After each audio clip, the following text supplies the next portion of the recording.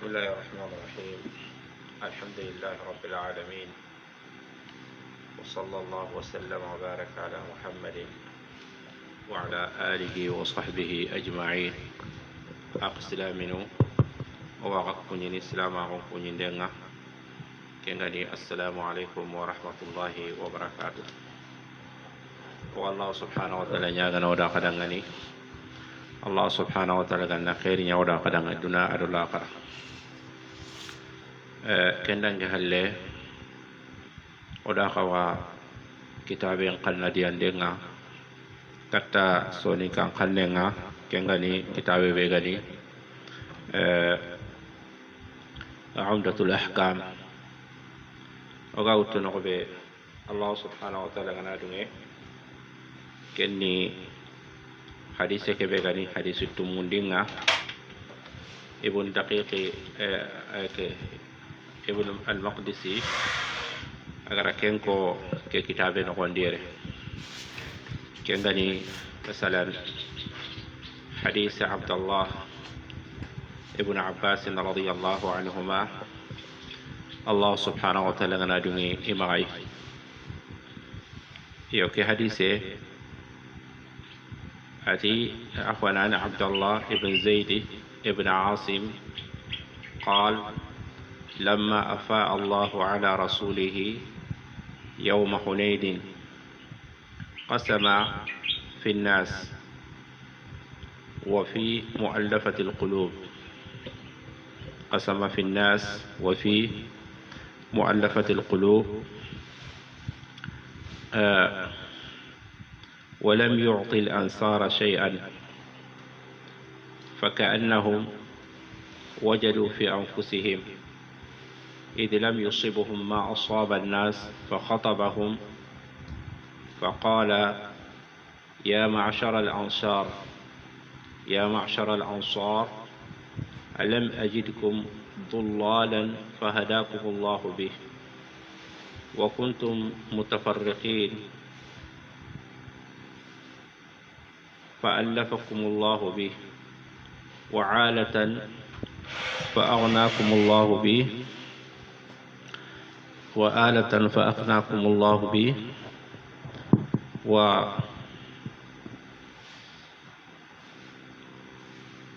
وكلما قال شيئا قالوا الله ورسوله أعلم عفوا الله ورسوله أمن قال ما يمنعكم أن تجيبوا رسول الله قالوا الله ورسوله أمن قال لو شئتم لقلتم جئتنا كذا وكذا ألا ترضون أن يذهب الناس بالشاة والبعير وتذهبون برسول الله إلى رحالكم لولا الهجرة لكنت امرأ من الأنصار ولو سلك الناس واديا أو شعبا لسلكت وادي الأنصار وشعبها الأنصار شعار والناس دثار إنكم ستلقون بعدي أثرة فاصبروا حتى تلقوني على الحوض كي حديث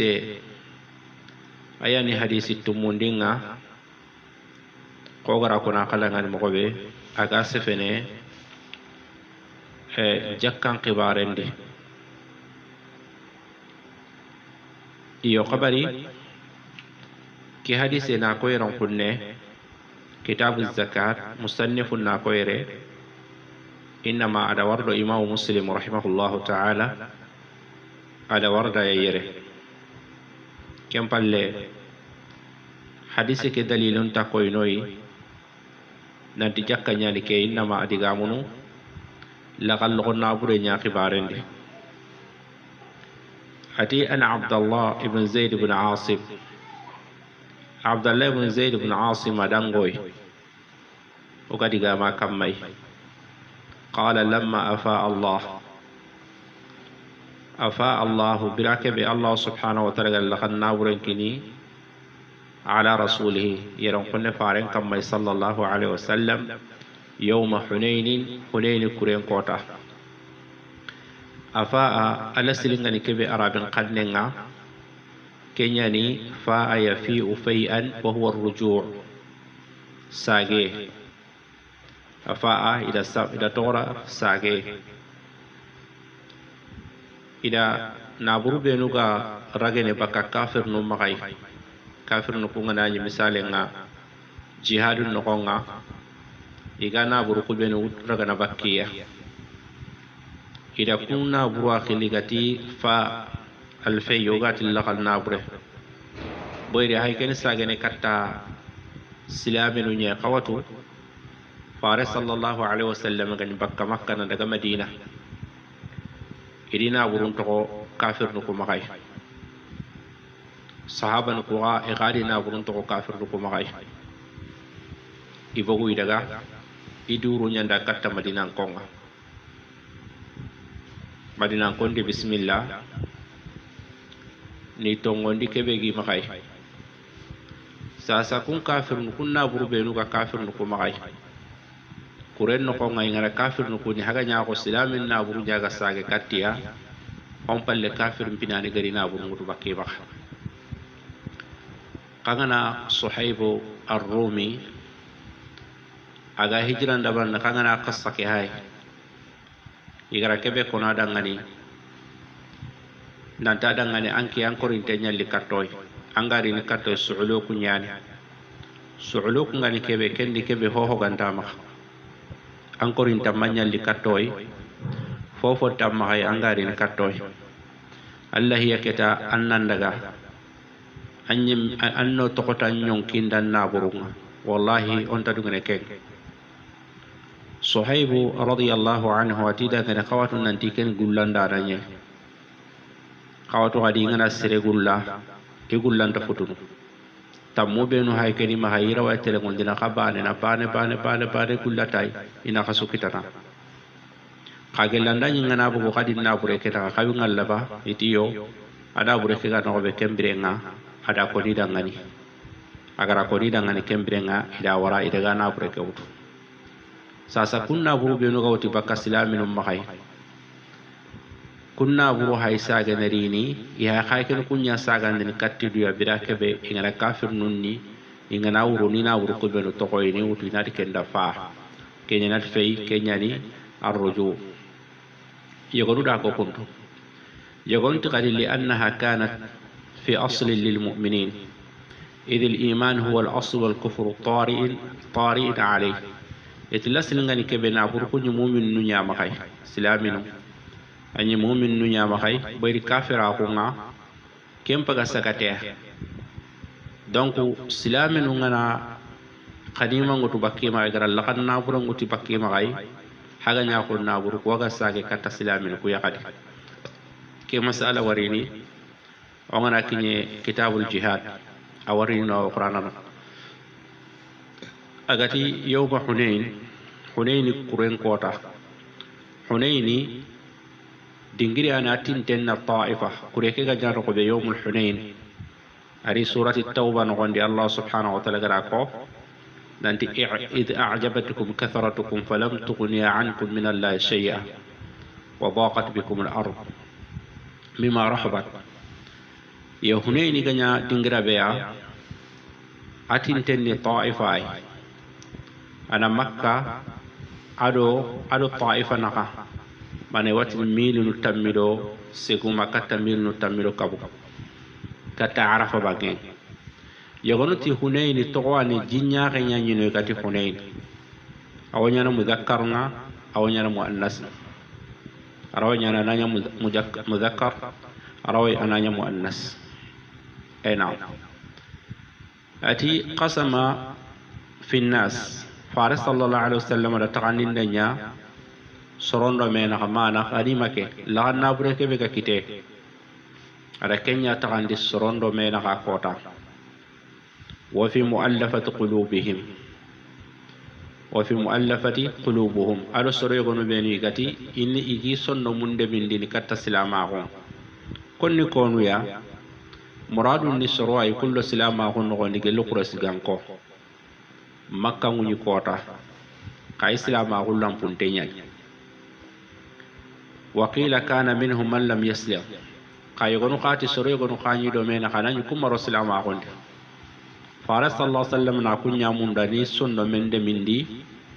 silama ko kya ma ga kubenu ga maro silama gondi ina ro silama ko keno gondi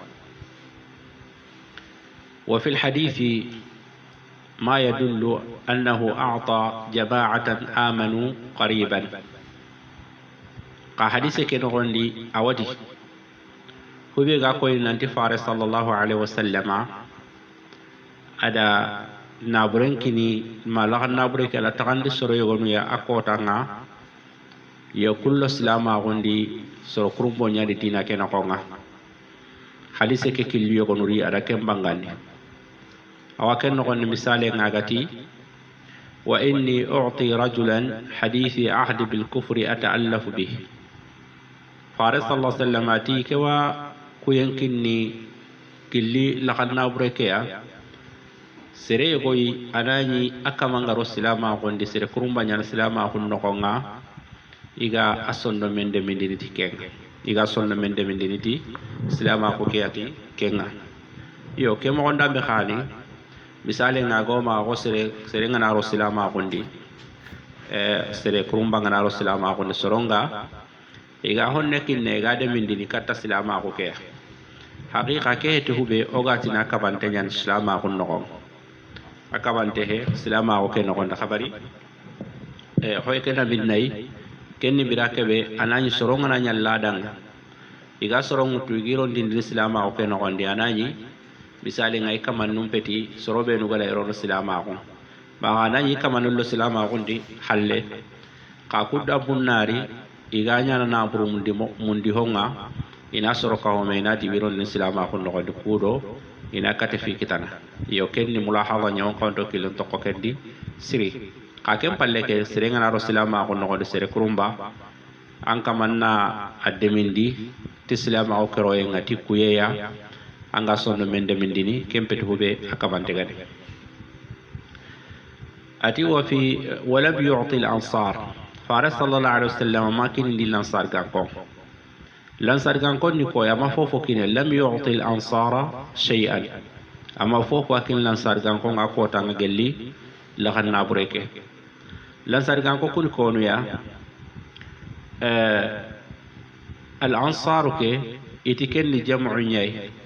جمع النصير كأشراف والشريف وقيل جمع ناصر كصاحب وأصحاب وإن كان جمع فاعل على أفعال ليس بكثير قال جمع فاعل ودانيا جمع كأفعال كمي كم بتكوبي كبيرني لغان كوني مغندي قاكلان صار كودو ogana daga sharia la kay kenni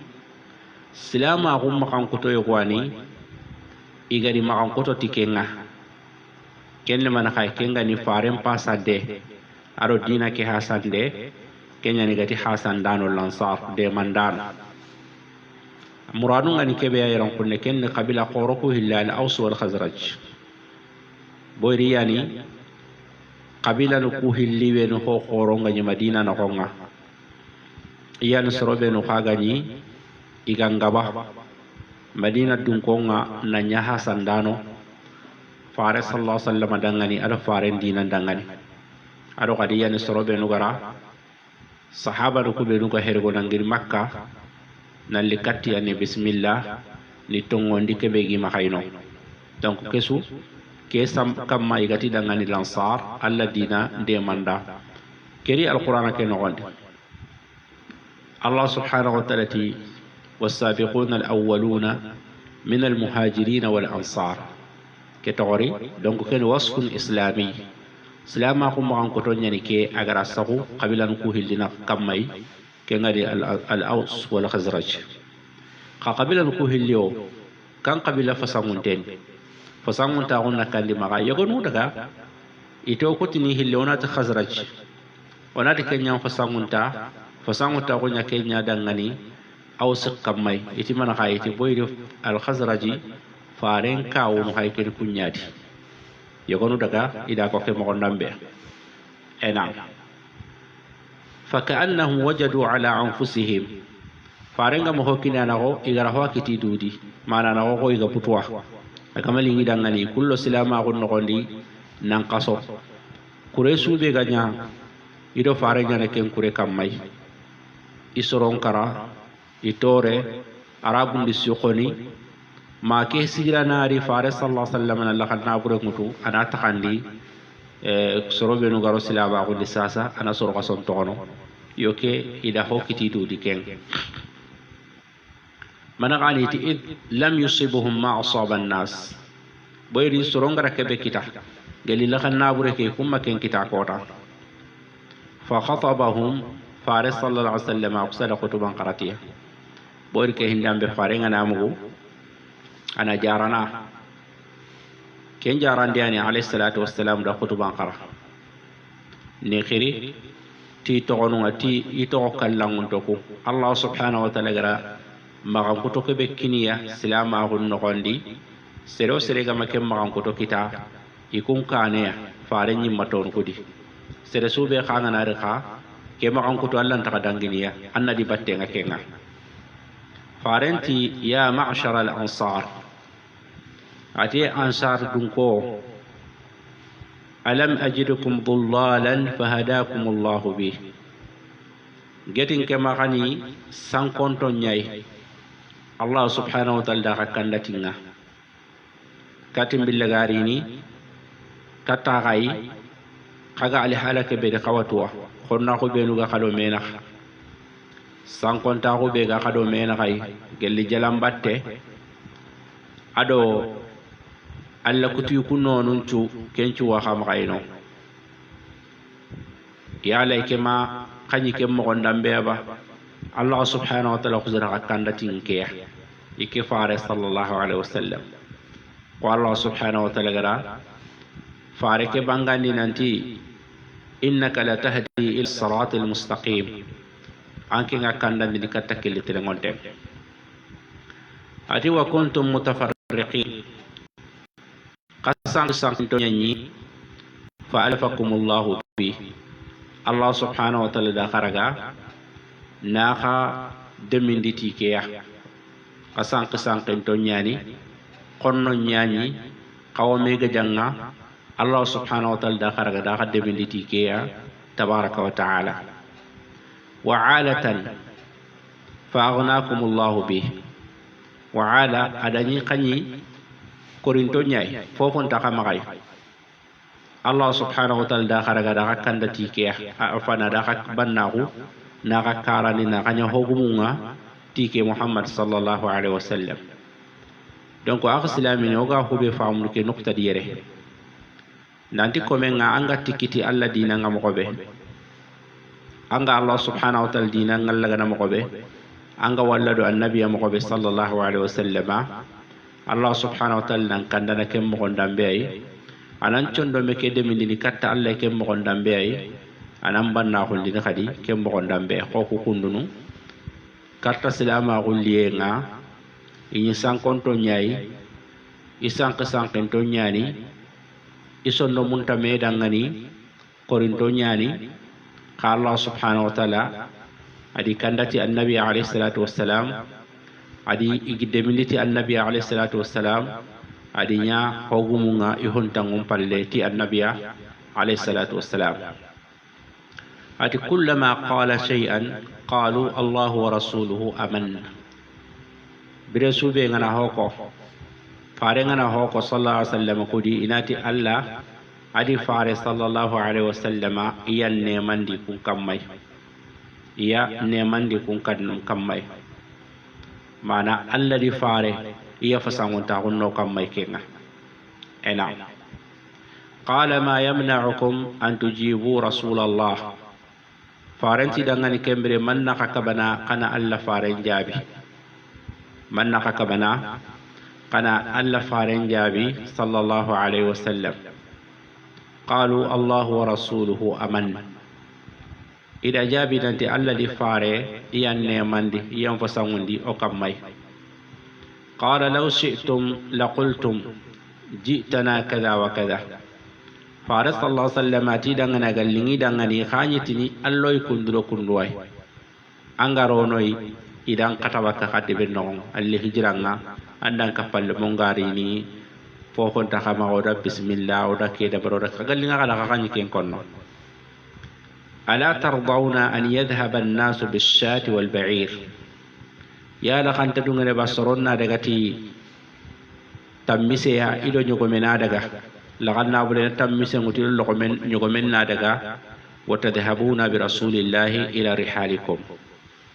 kakunna daga ti farenga sallallahu alaihi wasallam kataka kanu donc xawa munda soronna duna khalle ngutu kakunna fare ngutu ki xawa ga hubbe fahamuni yere nanti soron taxandin to ñani anna yogo walla kamanna munda na dina laga xana dina kere gana do duna mundu ndenga akem paga daga ti naburenga duna aga daga ti darja nga duna adaga ti kelna boy dina kebe aga ma khay ala dina ke mun utuwa kudo inan na hetay kenna gana ti duna qallu nyay amma kebe gara dina ngol ti nganniye aruna wardo fare nga sallallahu alaihi wasallam hari al hala ngana yilleta akendo fare nyanyillere soro al hala ngana yille soro mo ngana yille aylle fare nyay taban ki hadise kundu fare sallallahu alaihi wasallam karako alla gari rake ho waridi koni kem musiba ngoma duna no kondiere fare ndo ke wasiya agara kollan sargan kondangan nanti soro ngari ni wa hason den da barna hakam may iwi hakkan timmante mutu kama kay ka inta ka hakkan kinna kay farenti danga ta kan cabari mo ngana gamin karenga lenki ngana hay soro yogonuna fare sallallahu alaihi wasallam do ke nyamar khanne wutwa ina golli tay na warro kanan ke mbattenga ina lahidun kine bilake be ingana simma nanti ingana ke kanan ke be agari ni ingana batu iwi sagon kitana farenti atisre go wadi la yuba'i la dunya in a'tahu minha waffa wa in lam yu'tihi minha lam yuwaffi anna yogo wada damu baya anda badaga het duna mundu ndemba gella ndanya ngana hokita duna no gondi ani ay kanan ke kebe gi kane ana bati boyri ara abati yake ara no gondi do duna mundu ndenya aga ma hokita kana buga wure daro ay ni so gonti mida battenga ay ni da battenga ayan qaron da batte ayan da soro nyamar nanti qawti kaati fulani dangal wotem palle aga ba place kita kembirenga ana buga wure ana kahi soro benu ko nyabonon dindara da kawn akahi dana ke kamamma igolle ke nyati Allah kha faren battano sallallahu alaihi wasallama ikunna Allah nyamar khannenya sigindini Allah komendi inta Allah kutana Allah komen ko salafun yogo no gara kebe ati la tu'si Allah fi man 'asa Allah fik anna maga Allah sohi siren qibale di kebe gara Allah sohi an qibarendi Allah da nyamari nan tona wardo kanan ken ana nyenge gara Allah kutan ken qibare daga qawda sikki ko benu andangani aga masike kun andangani Allah gara en mas'uliya kebe kaliho kebe kinay nantana kun kaliho timmandi an ken qibare daga makun timmandi an kan kana maga Allah sohi ta ken kutande ne boyde Allah da hakke nyanyara andana kay hakku nyana kamay katta nga hakku nyana ka kamay kattay donc masala ogana nyake mo gonda me wattu mona higabe ki ani faare sallallahu alaihi wasallam do ke digame agati dunale sore gonon do tabiso ngatelle i kharo imundu henni mana kay dina kedi imunna haduna munna hanyani na kenya mundala kanan ka ko ina kenya munda dunano kondi karan ka ko khairan takkinyi nayi mi nganaro dina ke kille nyadi anna yogon wari kunna faare nyamundu sallallahu alaihi wasallam faare ngari nyamar fofo sudambe har ke nyamar khanne akotanda tampenga yille ne katti kunyi menwai e kunna walla do faare ndiga khanne nya boyr faare la nyandi nyamari alayhi salatu wassalam فارنت صلى الله عليه وسلم لولا الحجرة حرقويك هل لكنت امرأ من الأنصار إني أنا سرق للأنصار غانكو معنى هجرة غانكا ومعنى هجرة كوكي براجي أمون دولم بالله نكيني نانا سرق للأنصار غانكو نعم ولو سلك الناس واديا أو شعبا لسلكت وادي الأنصار وشعبها سرونغنا نيغنا كيلوتو وادي كنيا مكان المنخفض وقت لامبي يكون قاتي واضي أو وادي أمانا غادي كبي كنيا المكان الذي يجتمع فيه الماء جينغا مينين دينغرابي قدلا لمي قاري مثالين ati soronga nani igara ken qare kille ngutu mayra kellambe wutu telle ma khayra kille wutu ati la sargan konda kille wutu mi lambe wutu ati la salaktu wadi al ansari wa shi'baha kembere khanya telle ina lo lan sargan konga ilambe no khondi igaro kille beya ma kha ilambe killendi fare sallallahu alaihi wasallam kembere ngal ansaru shi'arun والناس دثار الأنصار فارنت الأنصار غانكو شعار كنيا درك اللمة بيغاني ندرك خوري مره سلاما غو كسانقتي الأنصار غانكو نيي بوريان دا مبايع الله بمتناكين فارغ صلى الله عليه وسلم إلى مندي يحقو ألنا برون كما أنا قو silama kunnan bange na semben kita birake be herego nganya katal na sari kanko ya ganya ko kunya ganya silami ke silama ko ke dorke ure rankenga iyani dorke be ga faten kamma mana ya silama kun chahantenni iyani silaminu be nu gara fasande kullen da bari alla dinan dangani wan nasu ditharun soro be nu gari lan sari kanko palle otil kunni ramu nyaita كني إراموني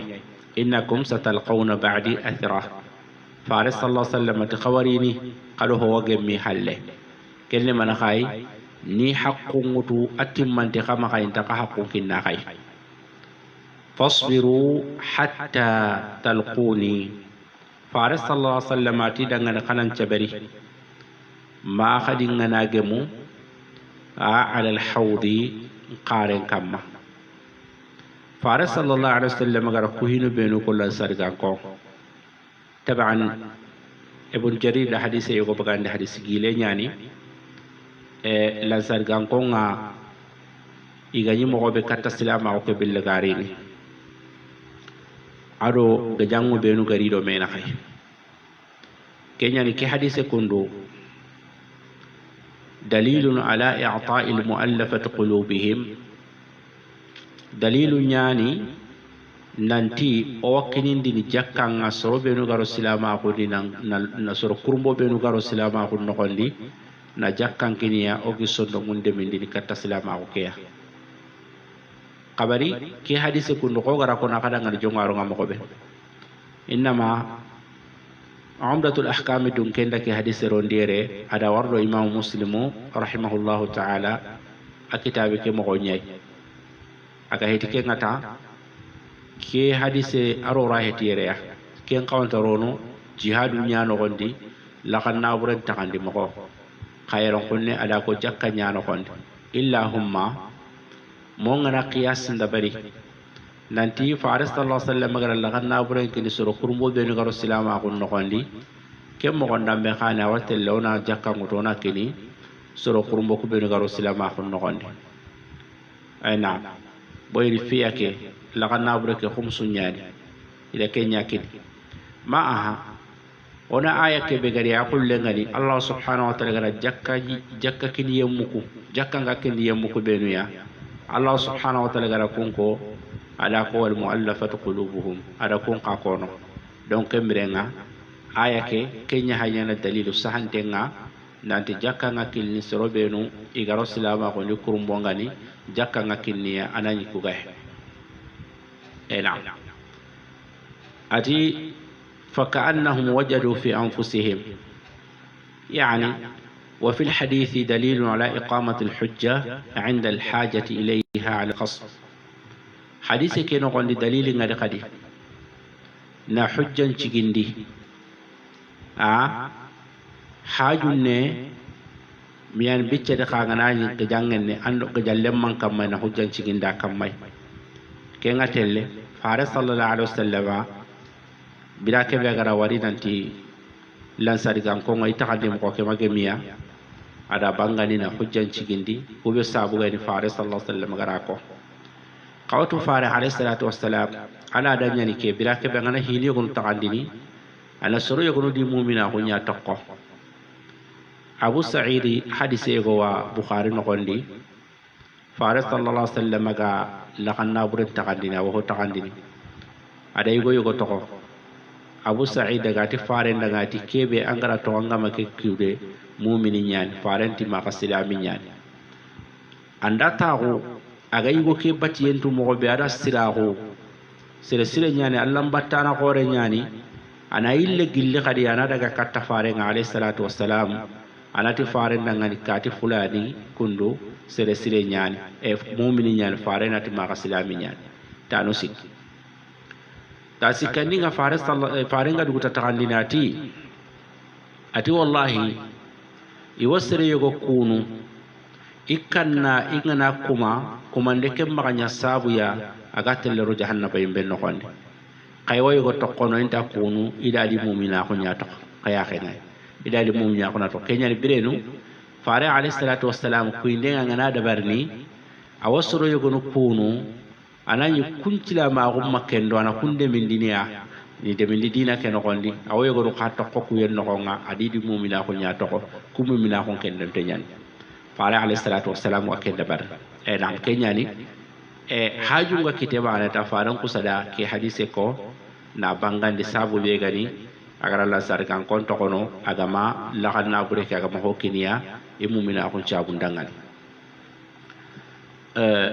faris sallallahu alaihi wasallam gati wa dalalu agara ko ida kaji sankontonga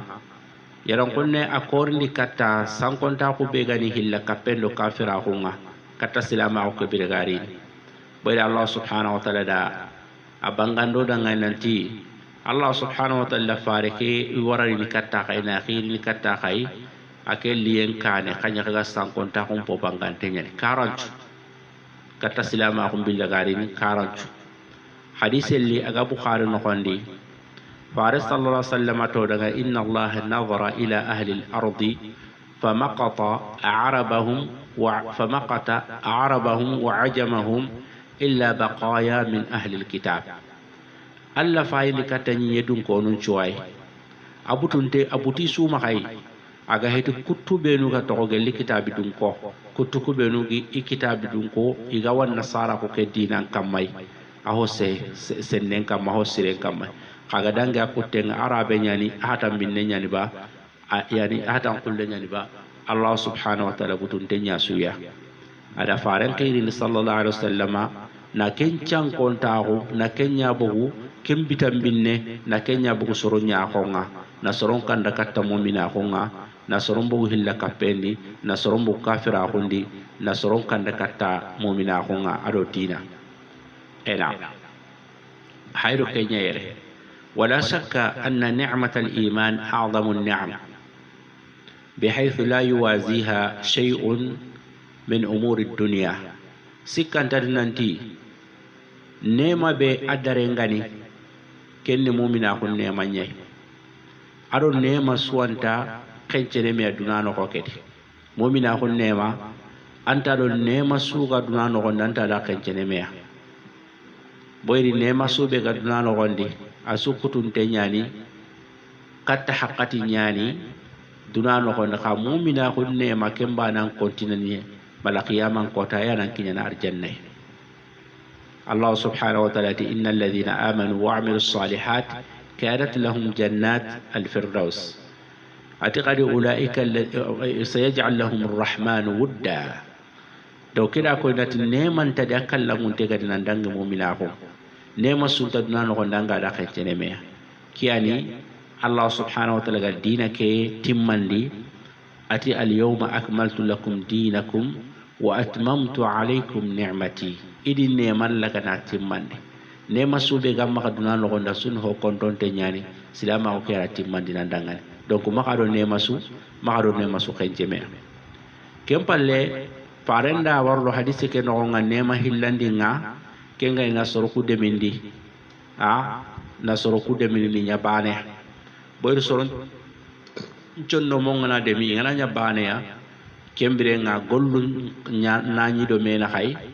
demi nañi do mena ha de mande nañi do mena hay me ragande nañi do mena hay mare ma ko nañi ido mena hay ena kenya ne ona tunanti sondon de minde na soron de mindi me na soronya akhinunga ken khanne man nan kasappa aya ne man nan koto gelina bure nema bari na bure nga Allah warna kita kanani ana bure ke wa makay khonna ko ngandan tanan nakay na bure ke wa makay andam familin janken tenga me kanta sehne me da ngam pa junti makay wa haju tam makay donc na bure rande soro sondo mu demendini Allah subhanahu wa ta'ala an katta soro to sondo mu demendini kiyana gati faran dangan law anfaqta ma fil ardi jami'an ma allafta bayna qulubihim harangana ni angara ho sugani ni ke kamanda sunna faqa Allah te soro fil sondo mu demendini walakin Allah allafa bayna qulubihim ka Allah tabaraka wa ta'ala ya soro sondo mu demendini Allah kaga soron condo min de min kebe ga kanyana kebe mare ma ko ya keti nanti kaka hinni nyedi kasuni misale nga de be bade dum kiyai ma kasuna khambane konno ma kasuni mare moy ma kasuna golli bane ay kella ndaka de min na kanya akhinu ya Allah dangane subhanahu wa ta'ala ka hube garawa khade min na ya kanya akhinu nga ken islama ko kiyai bira kebe islama ko nga nyokitum pillidi agona ka wasunya akhinunga boyri haro ngana warameya walle ke jangi bega wallo do mena khayma butte bega wallo do mena khona jarati islama ko ke khona islama ko ke mundu no ka boyri sa sawgra islama ko ke bogo bire no kondi butte nga andaro do mena kharante bakka ga jangi ngana ro do mena kharante nyemene ki a problème hay ke no ma khaylen ki ko take kem palle aya ni yogol wal qur'an ke no kondi ko men lante ko aya no golli nan gollitiya aga hitan kam ngana butu halle ay am butu halle ali aya no yogor wala nakat ko tati be xel Allah subhanahu wa ta'ala misala gati wal kadhimin al ghayza wal afina 'anil nas ken makam ko to nyay agati wal kadhimin al ghayza na butti kay laga na toni an na butten to no kam mo nga butu kabira ke be ngana bututa mu'mini kembere nga ho ngana waradi mu'mina ga bututa ila le katake aya Allah da hoko butti khayo fasangon ta kon ton ndendi Allah da hoko na nyampa soro le braje be ga ken no anna walla na yampa ana butten toni mare ma hon nasage mo kon kasende donc silama ko banal la ke dabar ela awotna tilla sargan koko kembere nga ilate nyanyi me asiri for ne gay inyi gajangu nyanguri do mena khay fare liyen kan sallallahu alaihi wasallam wa ken no ni gatil harbul bu'ath ki harbul bu'ath kila tanqata sine anya do mena khay do gajanga me qabila al kuhil tanqata sine qawtu fare sallallahu alaihi wasallam ari halle madina agari de bilimiya ni nya akhir ni nya mare muya ko misale nga ibn ishaq sira dunke agara ko mo be ado ibn jarir at-tabari ado ibn munzir ado abu hatim ado abu shaykh ida to baka zaid ibn aslam mahay Allah subhanahu wa ta'ala gadu ngama ati sire wani gatil shas ibn qais ani sere khore nyai kata silama ko bel garini atre jahil gan ka gum pakati nga akafira ko khore nyani kafir khote nyani adi kadi ani silamin ku suhana siri silamin ko ani butu buruna gi kagana agadi gam buren nonen ci konni dangani hasidi khote khani silamin ku kamay hasidi khote nyani kota dia dangi faris sallallahu alaihi wasallam di kapalle molan sari gan kondo ado yadi ausido khazaraji isu wata on ta khurabani do kaccangame ido kaccangame ya agadi wadi alla farenga agadi demindi me mo ko bete silama ko ke suganya akhinu maram banu ya bo naka kebe gani agurjantengi do me naka farendi naka cirondi silama ko kamai yani agari agara kengari hasida ko kamma بعد ذلك أقصتي السمان دي فوبي غني دو بينا كاتا سلاما أو كبيل لغاري بجانو بينو غني دو مينا كورنا كو بينو غني دو مينا كينيا نونا آخونا كفامو دي وكما قسمان دي فتنة بيغا نانو دو مينا خيلين كي كوتا كيه سورو نانا نون قايغا غيرلي ميريغا موندا دو سانكي باكامي نو فتا فتا باكامي وني ميكام ماي دي باري نغوندي oni ogollu nyime no ko nyaadi o alhalu nyime no ko nyaadi oni me de mana mare munya nyoy qalenki ida kenya warnanti irandai o ku qanini nos inoni ni anani inisa gon kitona kanga ga heti ga mo sanke bakame no fata fata bakame keri la dai gelli faranki islamin ngana me ka hudi gira sobe iga jamare mu yatanna yogon walla inta kenta lingi dangani ni wari game kampe ga mare me suga ni bane go hinu ga ni bane ta ke munda ina munda haqqat su yani problem na ni do mena ha ga jangun na ni do mena ha me karinde nya ni do mena ha ina ke nyamunda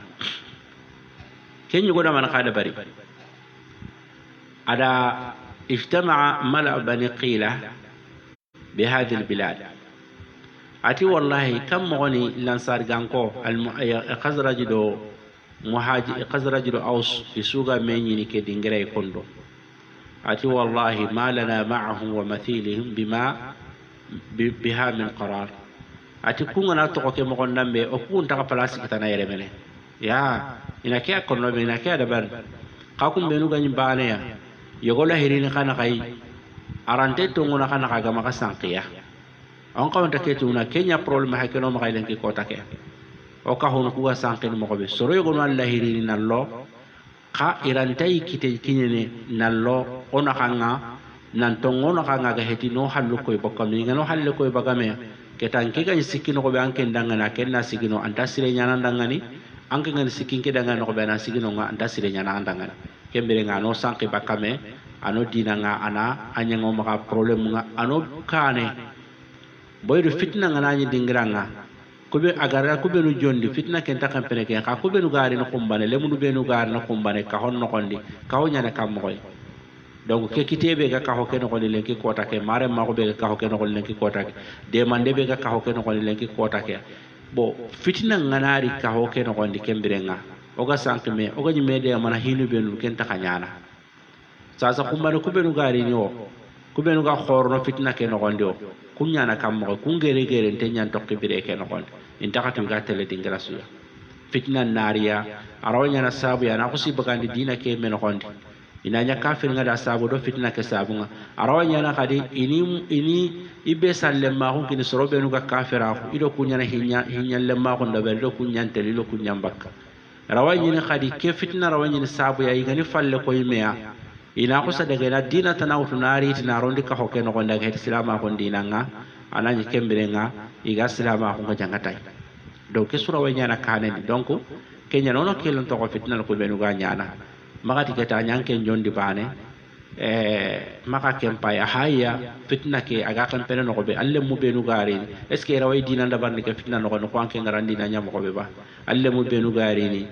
ya rawai ta kunu na tenku yen kita ibire ke no na sabati yen kita ibire ke no na ko anke ngara kita mo ko be bakata fitna ke kane kella wanyana anna qawta simmene ke suya duna he tamba na khalle nan jangana fitna ngana ga jangan kutu yero kuneta angana da karata ga jangan tanyi nan kamma manga da karata tenku ngani nan kamala duniya tan ahiti ke mo lambe do kenyani Allah faris sallallahu alaihi wasallam hadith le har diga me ga kamma mu'minin ngani kebeya ati mu'minin nako kamme mo nyai agana kinya dingara subhana na hanya da bar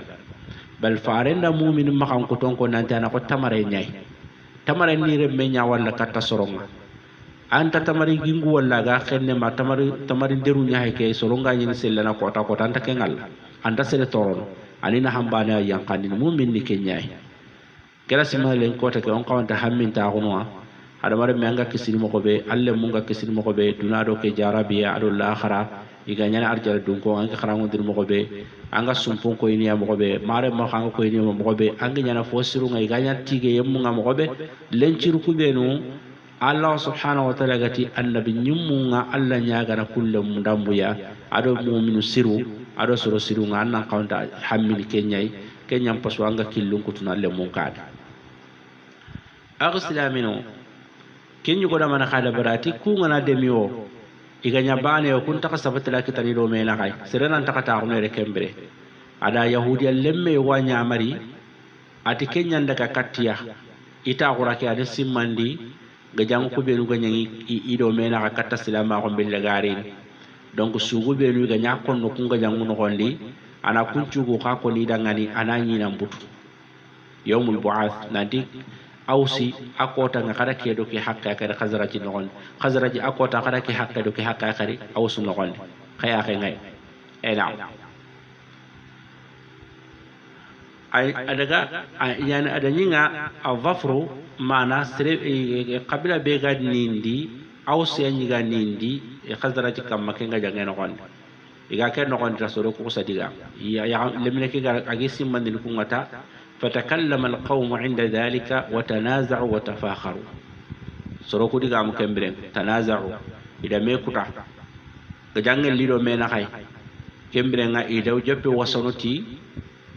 جان كو بينو غاني غا دانغي دو مينا خاي جوبي وسنوتي كونترو بينو اودا اروكي حقا كرغاد اودا كي حقا كرغاد جوبي وسنوتي iga ken no gondi sorohi no sagiri qabila no ko hilli bana giri re bana giri re qosati ila qanumeya يقصتي إلى قنومية نعم أوس بن قيدي سريغوان بني حارثة بن أوس يعني أرو جبار بن صقر أغاني بني سلمة خزرج يقصة كري قنومية كسرهل ثم قال أحدهما للصاحب إن شئتم والله رددناها الآن جزعا balanti balandangati wallahi kangana dunge sasa onan caage ona gajange ke sagandi ahonna kaya ko ona sagandi sasa kangana dunge agara ken ko ta jamanu ko hilli khazraji groupe ndo lansar gan ko groupe yado o yan aus e ko sabutu e butu meya eti awa sasa corona golle ke de bariti kafanu nya hanguti ni sasa de haqqati ni ko manonga mukincigan ما قاونغ مو دينغري غاتي ظاهر كان حر مدينه دينغري غواني يتونا غمونو فخرجوا اليها وانضمت الانصار بعضها الى بعض على دعواهم التي كانوا عليها في الجاهليه يخص غري ان انت ندغا دينغراك بظاهر غاتي غابي حره ان دغا غمونو لانصار غان كوندا ميكا يعني هيبي غني كم اي مخاي gangunde be ganyi ma hay jahil ganka ko ngayda kenya khirinde da bari sasa kenanti aw qabila ko hilli hay walle me khagir qoronda iga ken no khibaran ko sakiti annabi sallallahu alaihi wasallam annabi bo katiya faman ma'ahu min almuhajirin min ashabi hatta ja'ahum farenga bogu sorego no kappe gelilan sari ganko ya fan muhajiri ganko akapalle mako farenda ga maga kini yadani kita isu siki sapang ke kabila wasiki sapang ke wasapang ke kabila bana ka wasiki sapang aus adi duran capanyani khazraj adi duran capanyani kita tokwa kita nan kanu miata ken no gonde faran ko sari sallallahu alaihi wasallam ati dangan ya ma'shar al muslimin adi khir islamin toko bori kiane toko be gari kafuma meya agari nyapane aqistilabil ke hikma nyani ke faran pagari khiriti ke tokwai boy daga ne khilliti jahili ganka kon toko ke tugo ke jigilliya jahili ganka ko tokonu be no ga ne khilliti kunyaita mana gajange ke ani tallan kuminiya ka ama khiriti ho ati ya ma'shar al muslimin e khakul tilamin boy muslim kenya ni kebe ga khaye anga khaye alla danga subhanahu wa ta'ala anta khasaya ni kata fofo sudambe jahil nunga nyakam kata salama billahi gari yero kona nukta muhimmi jida ono kilo to kende siri fube garo ka hono ku kara na honna kullo do mena khay jahil gan ko ngani kubenu kamai otona kunya sagani ni riti nambiri kamma hay kunga nyiken kamma igani kubenu kamma kata silama ko billagal kunya nya sabu ya igame horonjo kunya nya sabu ya igame na burunyiga kunya nya sabu ya sembenten kenu sembentangenga kenya nya sabu ya yani fi burunga kasafo ka honno gondina hadamare menire memburu abirante kencu nya umuru jahiliya nyai sasa farat Allah sallama ikhri katake adi ikhri katta silama ko kay adi keto way nanti ya mashar al muslimin Allah abi da'wa al jahiliyati wa ana bayna adhhurikum ba'da idh hadakum Allah ila al islam ati khawm nyilele katta jahili ganka on krindo ko way ba hon palle Allah subhanahu wa ta'ala in kewa khanaka nke fare nga kana kai kana ile kata ku ngani na to ko binene nga kana kanga kana ile kata ku jahili ganka ko ya hon palle Allah subhanahu wa ta'ala gara hakkanda kata silama ko ke ada ka bo ken tan konta ko do ken tora no gondi ada hakkanda kata silama ko kawai tina kana nyille kunga ngundo khelliri ni kata kadu ya khadi wa akramakum bihi fa Allah da khaddaroti kenga wa qata ankum amra al jahiliyati jahil ganka on kibare ara kenci kutuba ka kay keta na salama ko nya tele ngonda kay na khatele ngondi kata salama ko kawti na kana nyenge bakka ke nga kana antiage kata jahil ganko ku khirinde nyai wastanqadakum bihi min al kufri Allah subhanahu wa ta'ala da khawli na khabugun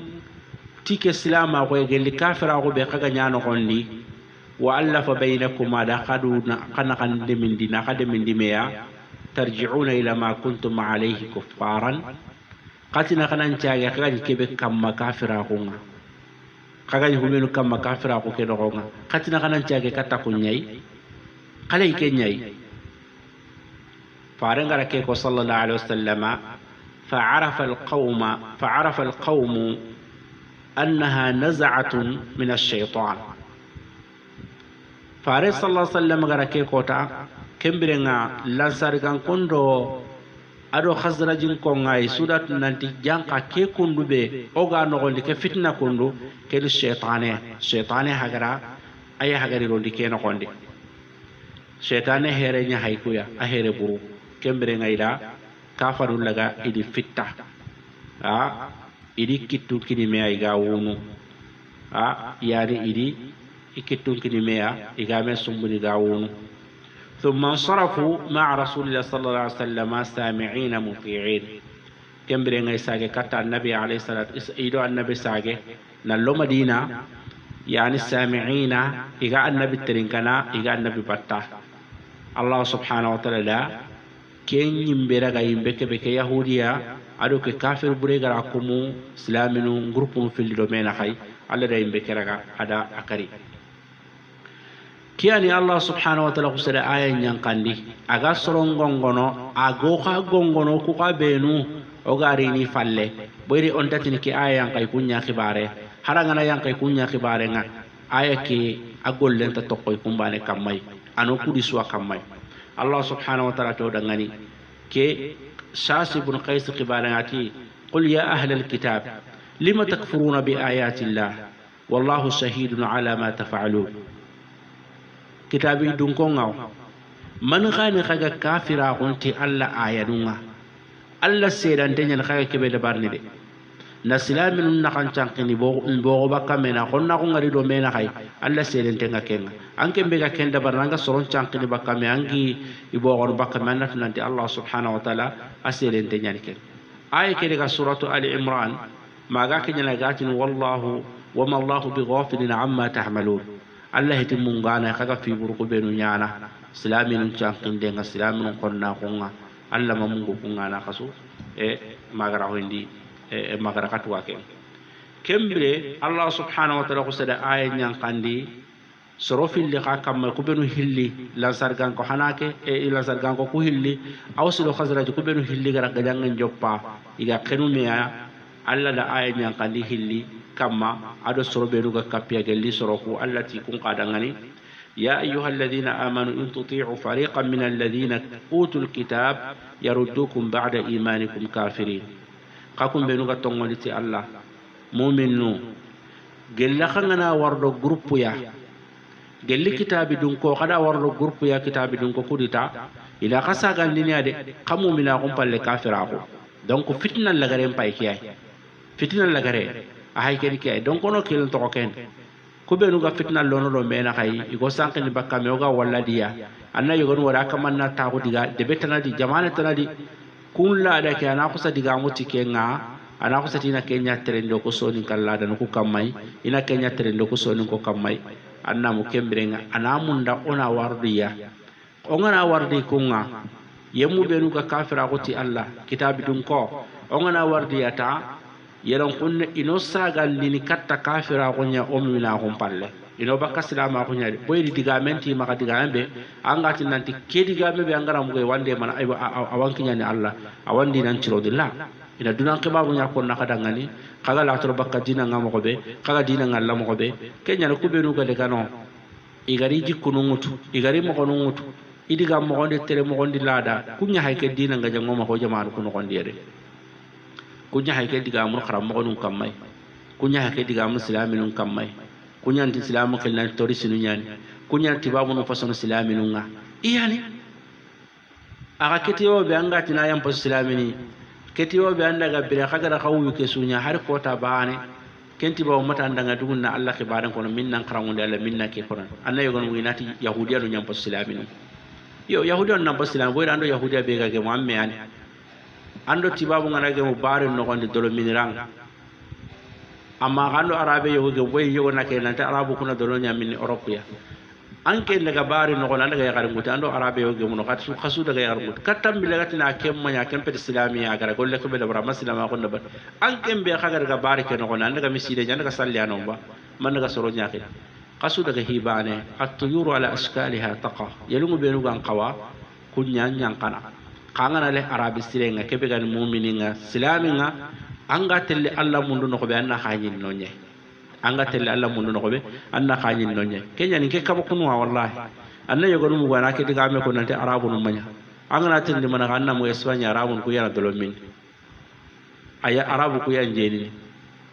anke ndaken to kamo nante arabu ko na dolo min ma arabu ko an jeni dolo min ra andi ke muno nyai jeni ra andi ke muno nyai kayes ke andi gange me misidi ngano alla mbatti dingra angdi gange me ko kubenu ga misidu no gondi no nga Espagne no daga America daga na ido arabu kubenu ga alla mbattu da bari ga hinu ga higa bunda bar kunta ke diga me ko no donc angana bono anda me ho buri angemme kenga nya karasuya angana siroga anda me sirsire nyangemme kenga nya karasuya aga nya kabila suya o salafu ndika munga akorni katake nanti Allah subhanahu wa ta'ala ati yani wala yazaluna mukhtalifina illa man rahima rabbuk anda gilli game sokhina ga hiti Allah aga hinne ko beno islaminu mu'minu sunnadun kono qatala da kenya ko sunnadun kono Allah hillante nga kun kam maada kunya bane hari ngane karasu fatunga bugumeli iga sanki annake warke jamana ke wake jama kay sondo mun tuni sondo bane na alhala bale kamay donc kubenu ga dinan kamai iga alla mundunu kunna me kitana iga na daga kara so dunano gonde pura nganda ga misiden angani alla batana anna me alla batana nyinno donc ona khibare ke sawndini ke mo ndambe angana nya kasere be ganda tele misiden anga tele soro burundi ngira nya anda soro burunya ngal menon ando arabu ngal menon ando tibabu ngal menon anda suwa ge ka kebe ga ke ko nati babu no kubenu ga no ga dolo min nadi ga gemenu ga keda barni ga keda ban ta kutu ga mun kun kamai atina ndiga mu arabu ko kamai ka igara kebe ko katta min laga tila nasolle qoso bakka amare menya ken no nan ken nyimbero sellade mu manga sekka ta qoso bakka nya ken man nan de ngeno donc ken non kan Allah subhanahu wa ta'ala onan chagodi ram ma khawna tunanti kubenu ga kafira ko ti Allah wala tona wardiya ino saga ni bakadina ke no gondi kafira ko ya kembane na kenya mundun ke ina kembane mundun andi sura nya bane allati hasadat min indi anfusihim hasida ko bane andi ro ke no gondi ke jele gattam piye be da barni na qarlanun cigindi na loptanun cigindi na ke da barna kesu ina mani mundunu ina mbo khoti bakkandi na ken gonde anna sage kafira quwa koy kunga mo be bana ina ken bana mundun ho tan ta ken palla heti ken akhsilaminu agati noqbe فعلن قام صلى الله عليه وسلم قتي لا ترضون يا لقنت من دبا يعني فارس صلى الله عليه وسلم قال حق لنا ورندي كتفوا بي إيغامونغاي ما نهو بي غري كتا قال لي تقلني مقوكي كين غري كتا إيغامونغو فارس صلى الله عليه وسلم لسيمان لنانتي كي بي كندو إيغا كن نكو يا كندو كن دونا كبارة نيان ما كتا يا هويكي نيمرانغا حديثي كي نيمرانغا يون كي اني اوغا كات خوبي كينا خايلنكي والله سبحانه وتعالى نياغانا انا كوتاتنا كوي وناري باب صدقة الفطر ان شاء الله سبحانك اللهم وبحمدك اشهد ان لا اله الا الله استغفرك واتوب اليك وصلى الله وسلم وبارك على محمد وعلى اله وصحبه اجمعين السلام عليكم ورحمة الله وبركاته